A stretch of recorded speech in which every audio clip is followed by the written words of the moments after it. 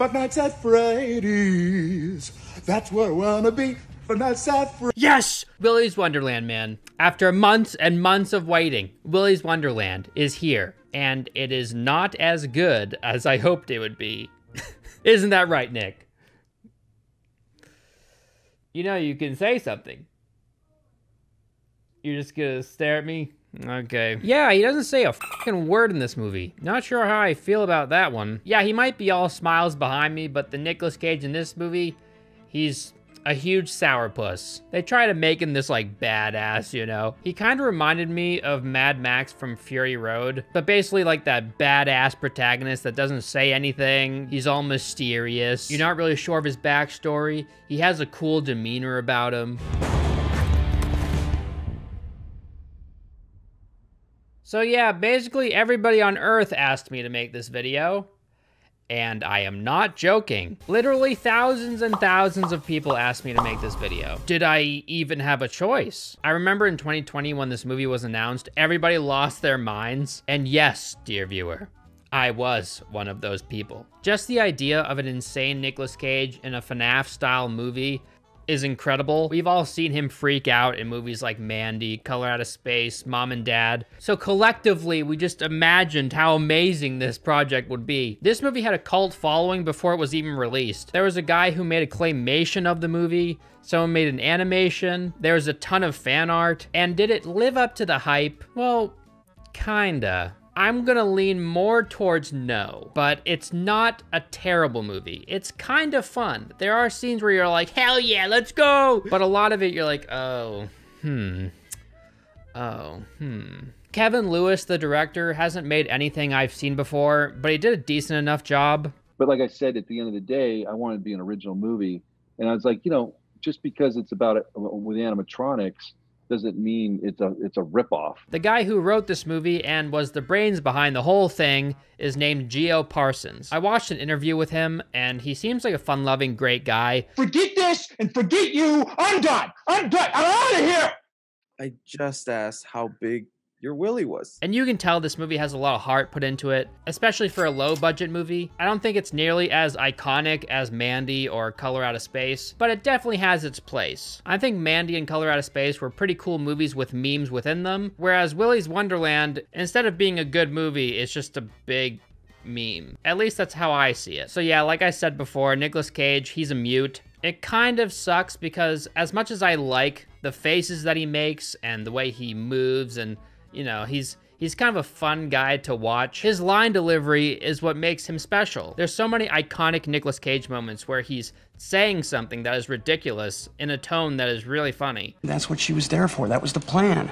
To give you a boner. And you got one. I'm a vampire. Kill me. Kill me. Do me a favor and get the fuck out of my sight, okay? Granted, he does do quite a lot of screaming and grunting in this movie, and slurping. Lots of slurping. And I get the whole silent, badass protagonist premise, and it kinda worked for this movie, but it wasn't really what I was expecting, and in that way, I was let down. According to Geo Parsons' interview with this YouTuber, after reading the script, I guess basically like what the movie was about, because he doesn't have a script, let's be real, he doesn't have one. Unless it's just like, Nick Cage enters room, Nick Cage makes face, Nick Cage cleans bathroom.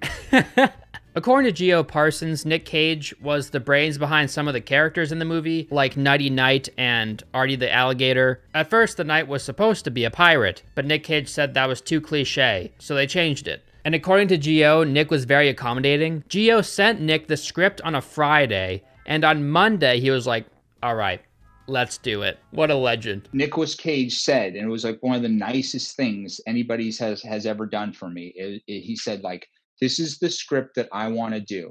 I want to do the script that Geo wrote. Wow. So if you guys want me involved, that's what we're doing. I think it's really cool that Nicolas Cage is giving smaller budget movies and smaller filmmakers a chance. Because with projects like this, I don't think he's getting paid nearly as much as he would have if he took on a bigger project. So it's just cool to see. I like to imagine that Nick is taking on roles like this because he likes doing it, and it's fun for him. A lot of people accuse this movie of being a Five Nights at Freddy's ripoff, and I definitely see their point. That's a very valid argument to make. FNAF at Freddy's. That's where I wanna go. While the animatronics are definitely different, they're both extremely similar in a lot of ways. Even the plots are very similar. Like, people's souls inhabit these machines, so they turn into killing machines. They both have something to do with a serial killer.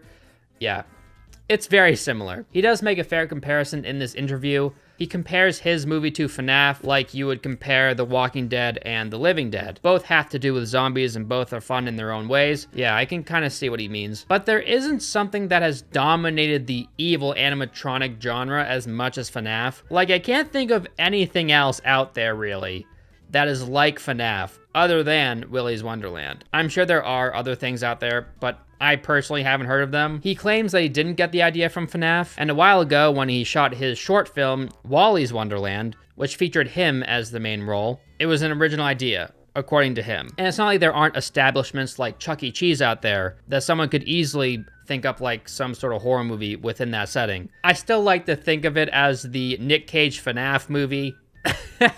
But anyway. It's birthday time! The movie starts by showing us a couple in Willy's being hunted by the animatronics.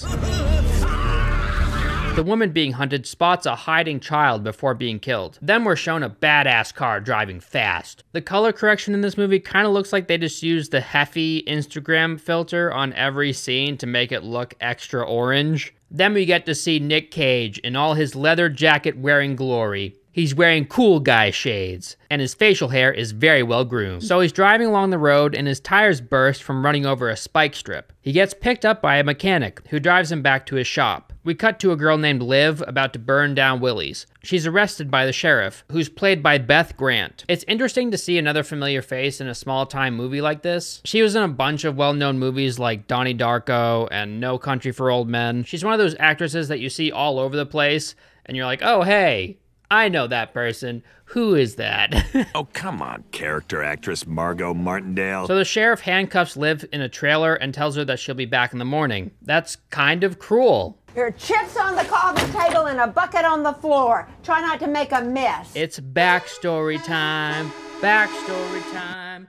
Backstory time. Basically, Willy's was occupied by a cult of depraved evil people, like serial killers, rapists, whatever. Eventually, when the police caught on to them and arrived to take them all in, all of them were found dead after performing a satanic ritual. Basically, they just offered their souls to the devil. So the devil was like, all right, you guys can live forever, but you're gonna be in these animatronics now. So these evil people are now living on through the animatronics. Some would say things they weren't programmed to say. Wanna fuck, fatty? What did she just say? And others.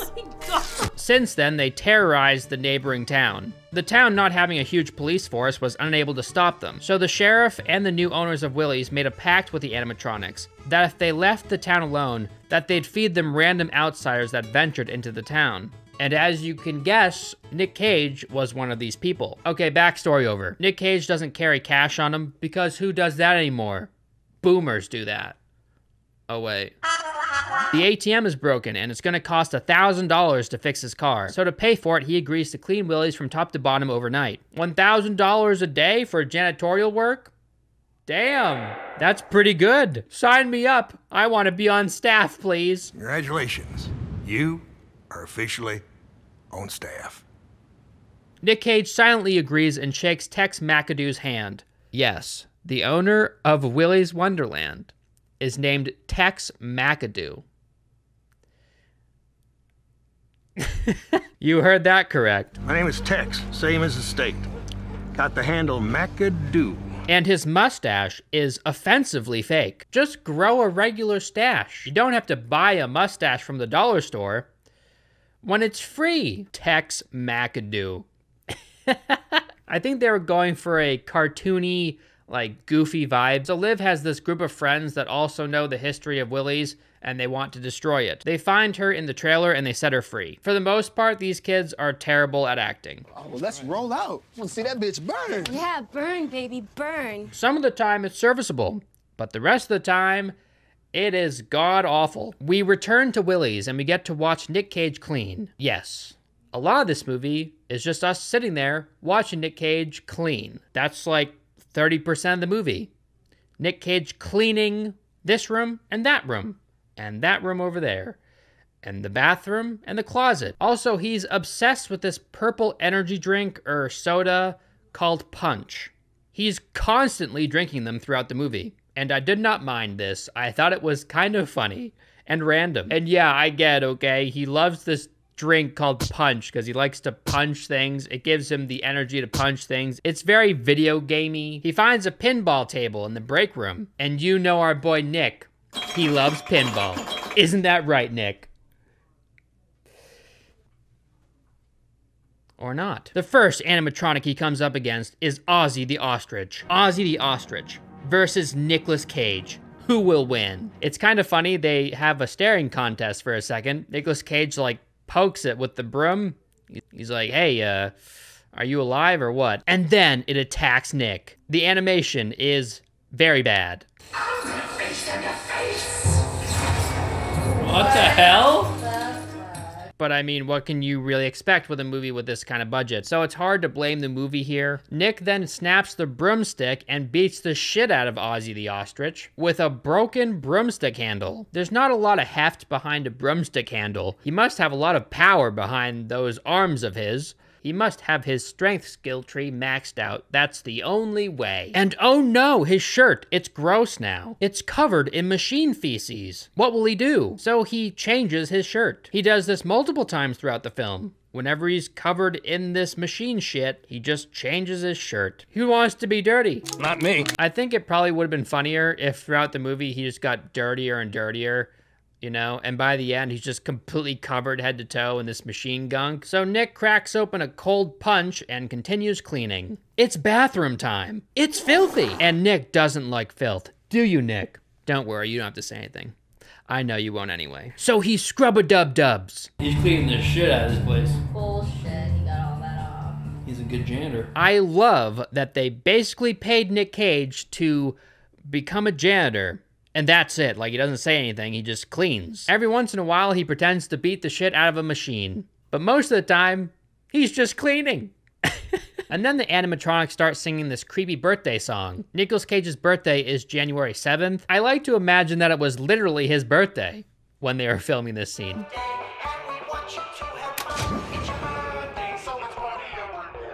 So Nick goes back into the bathroom, and he's taunted by a disembodied voice. I'm gonna eat your eyes out and then feast on your soul. So he searches the stalls until he's attacked by Gus the gorilla. I say attacked, but the gorilla doesn't do much. It kind of just kicks him back into the wall and hugs him as Nicolas Cage just beats the shit out of its head. Nick is thrown into a stall, and then he emerges with a gorilla's worst nightmare. That's right, a plunger to the mouth.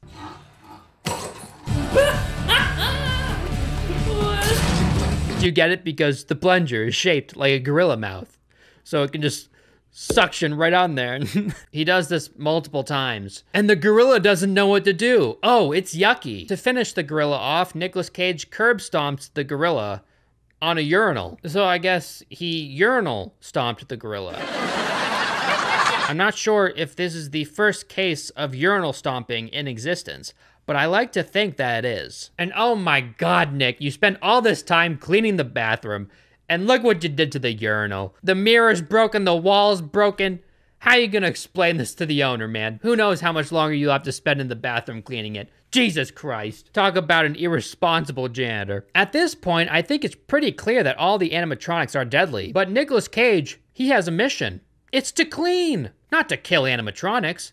So he ignores the rest of them, as if they're not deadly, and continues to clean. You'd assume that after Nicolas Cage destroyed Ozzy the Ostrich and urinal stomped the gorilla, that the rest of them would just gang up on Nick, because he's clearly not gonna die very easily. But, they don't. Yeah, they don't do that. I'm assuming they've never had trouble killing people until now, which is kind of hard to believe based on how they're trying to kill Nick. You know what I mean? The final boss in this movie is Willy the Weasel. Throughout the movie, Nicolas and Willy have staring contests. It's kind of cute. There's a scene of Nick filing his fingernails with sandpaper, and it really bothered me. Look at how dry and irritated his fingers look. Jesus. Why was he filing his fingernails with sandpaper? I don't get it. It's out of nowhere. and they left it in the movie. You know that scene of Nicolas Cage filing his fingernails with sandpaper? Now that was necessary. We gotta show that. It's very important to his character development. Another massive defining character trait for Nicolas Cage's character in this movie is crushing his punch soda cans. Yeah, he crushes them real good, and he does it over and over again, because that's what a badass would do.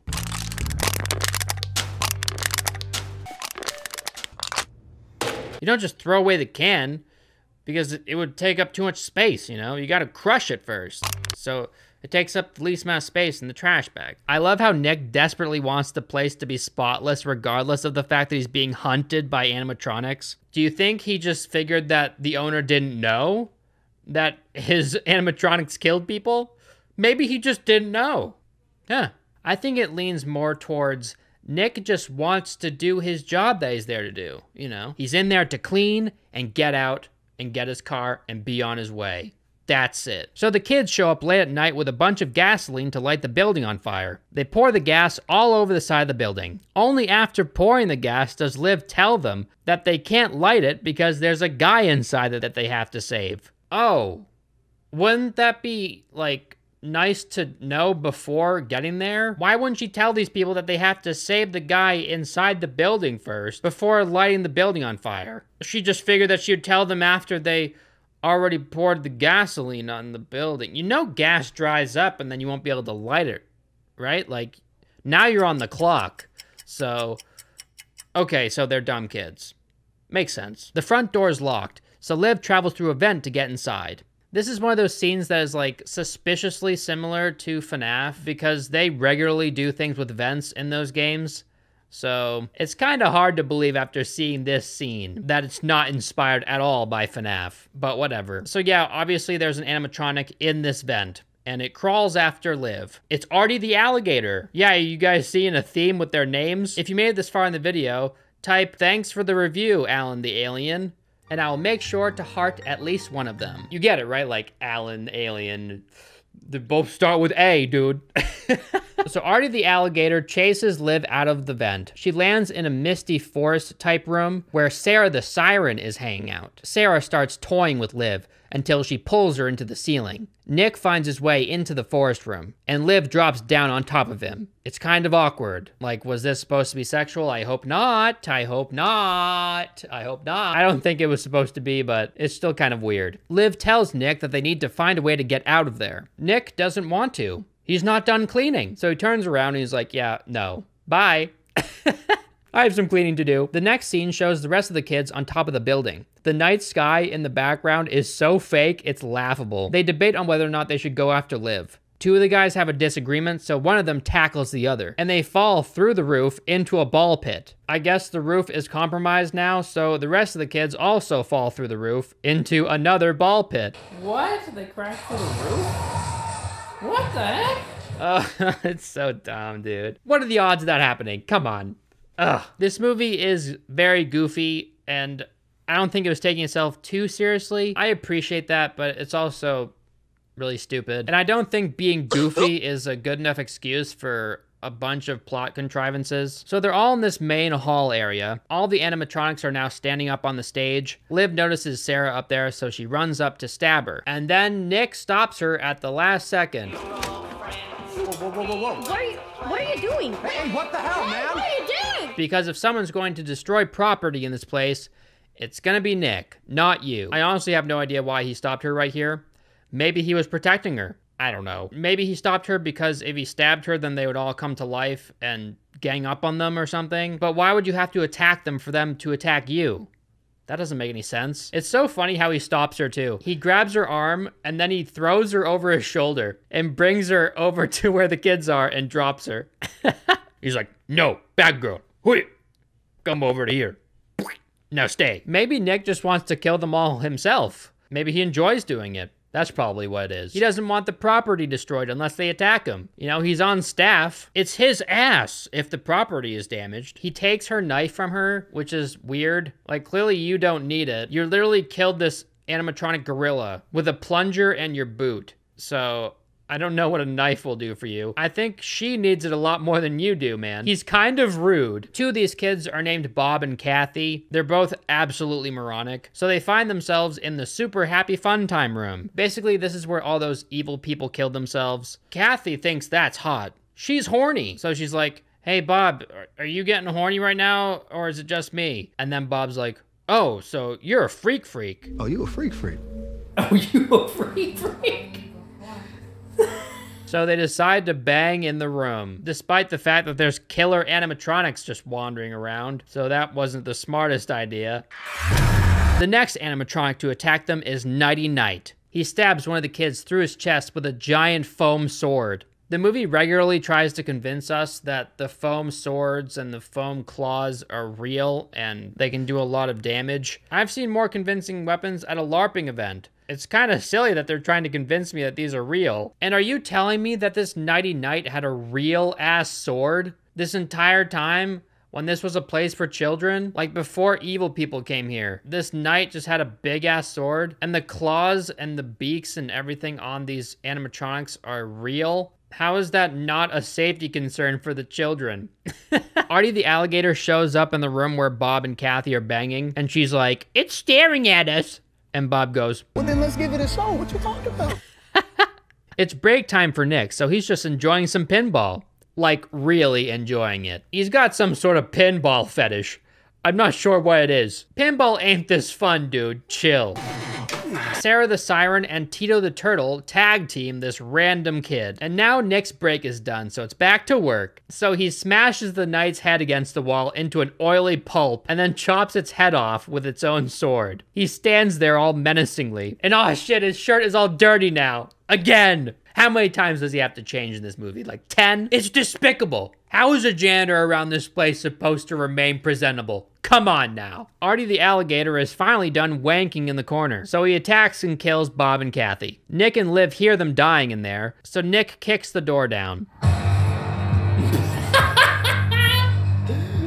Cardboard door. He just kicks it down with ease. It looks like our boy Artie is in trouble now. I kind of like this One Punch Man thing this movie is doing. For some unbeknownst reason, this random middle-aged man that isn't even well built. Like, he's just this random guy, right? But for some reason, he's amazing at destroying these animatronics. So yeah, he just waltzes in and rips open Artie's jaw and leaves.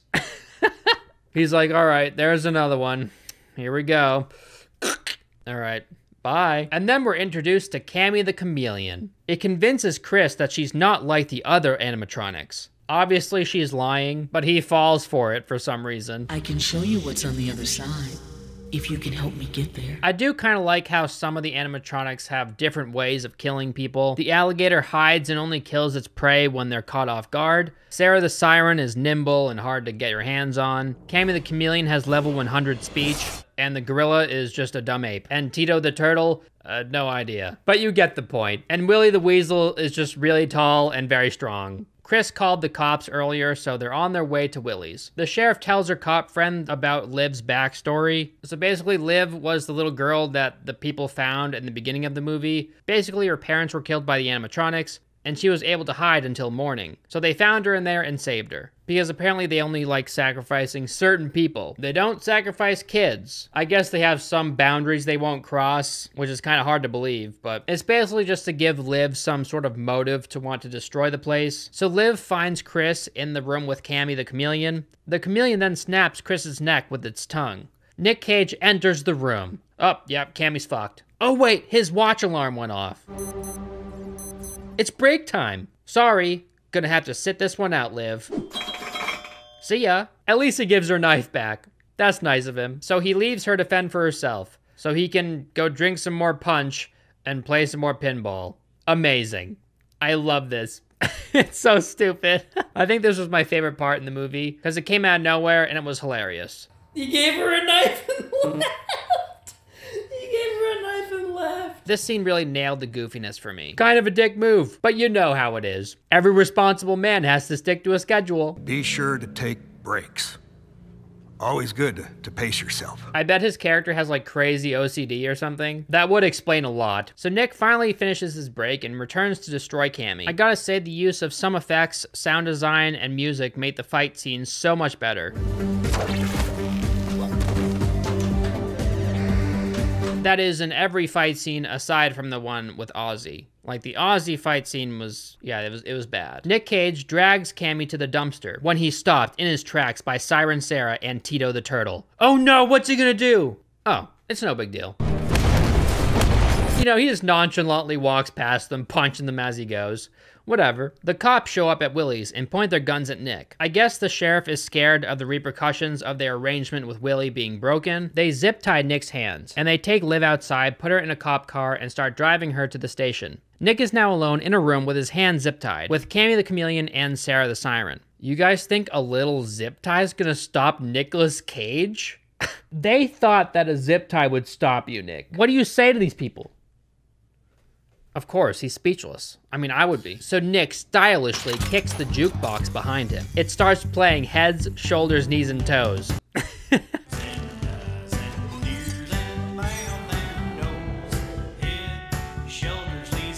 I do kind of love this. It's such a hilarious contrast. A kid's song playing as a precursor to Nick beating the shit out of some machines. Little did Liv know, Tito the Turtle was on the cop car this entire time. How they didn't notice this massive animatronic is beyond me. That's what I'm goddamn gonna do, you'll see.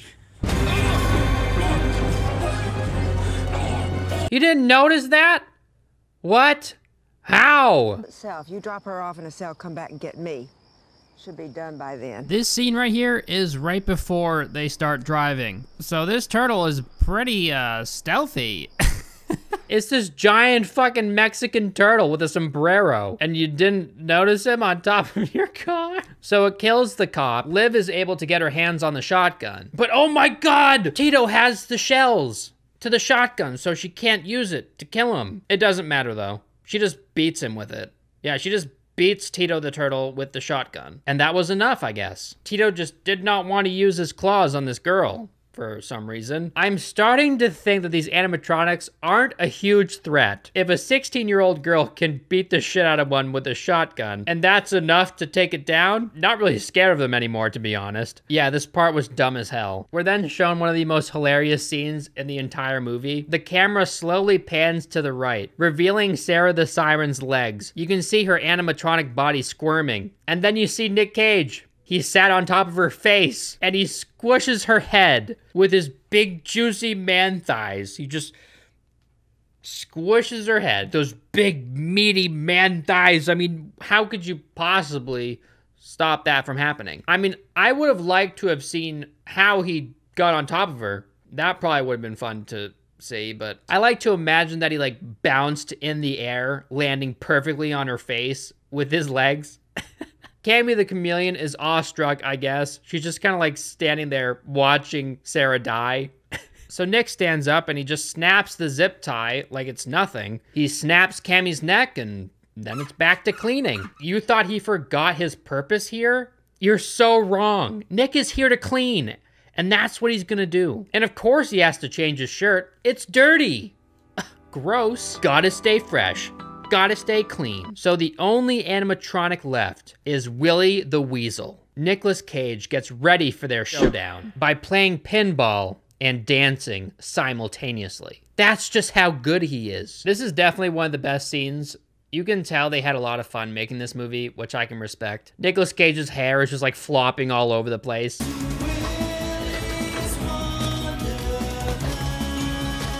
The sheriff is kind of an insane person, so she sees Nick bring another dead animatronic out to the dumpster. Instead of just letting him kill off the rest of the animatronics, which would solve her problem, right? She decides to hold him at gunpoint. Again. So Willy can get his sacrifice. Why wouldn't she just help him try and kill Willy? I mean, he doesn't need help. She could at least try and help him. I mean, there's only one animatronic left. And are you seriously telling me that this guy is walking around beating the shit out of these animatronics like it's nothing, and these cops couldn't take care of them with guns?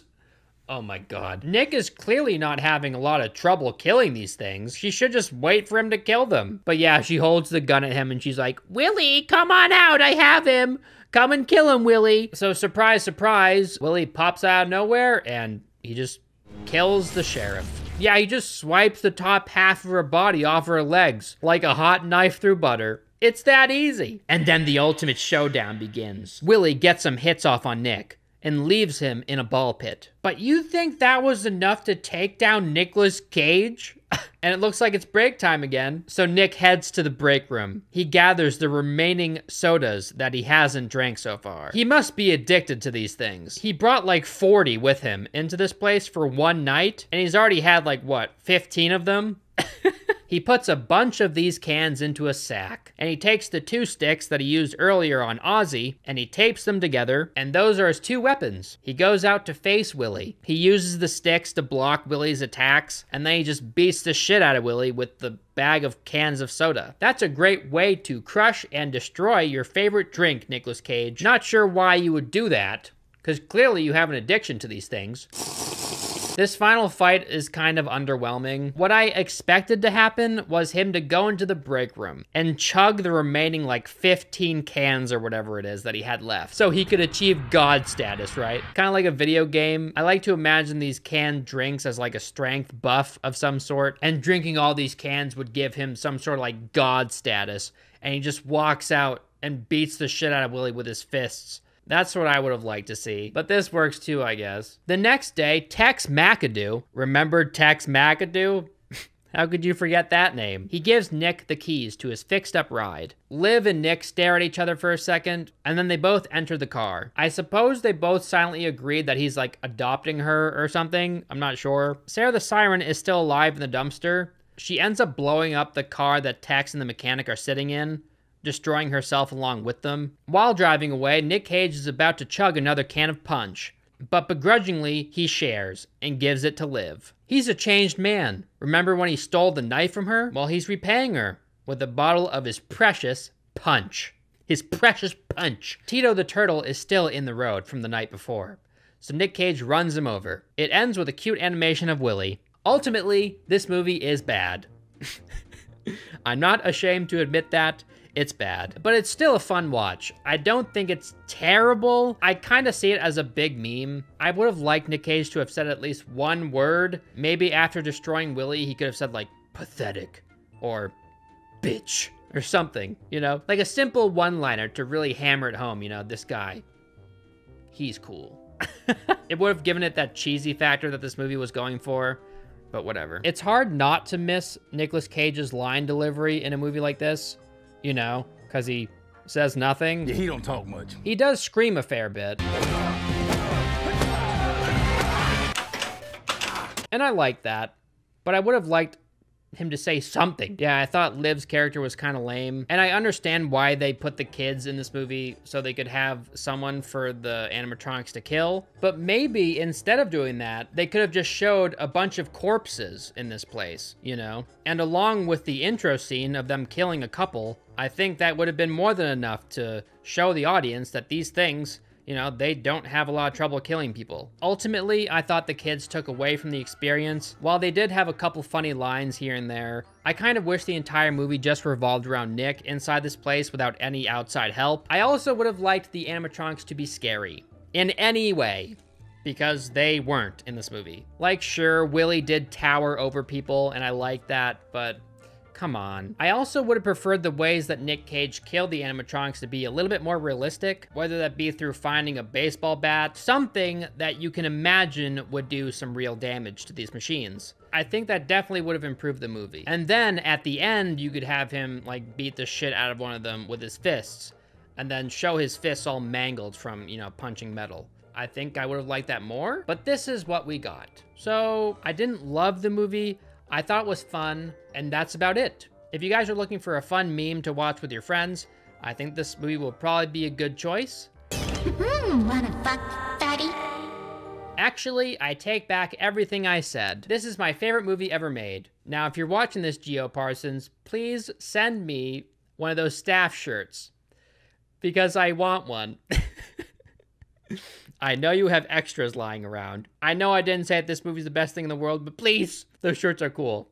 Please. I thought Nick Cage was good in the movie, but it's kind of hard to fuck up when you don't have to say a single thing. I guess his evil stares and his screaming and his dancing, yeah, that was all relatively entertaining. So yeah, guys, that's Willy's Wonderland. If you like what I'm wearing in this video, you can get it over at alienclothing.com. New hat, new shirt. It says, "What a lovely day" on it, and it has an alien logo on the sleeve. It's pretty epic. Please let me know what you'd like me to review next in the comment section down below. And if, like this movie, I get thousands and thousands of people asking me to make a review on it, odds are I will definitely do it. Those are my thoughts on Willy's Wonderland. I hope you liked this video. Follow me on Letterboxd if you want to know my takes on a lot of other movies. And I'll see you guys in the next one. Goodbye. Head, shoulders, knees and toes, knees and toes. Head, shoulders, knees and toes, knees and toes. Eyes and ears and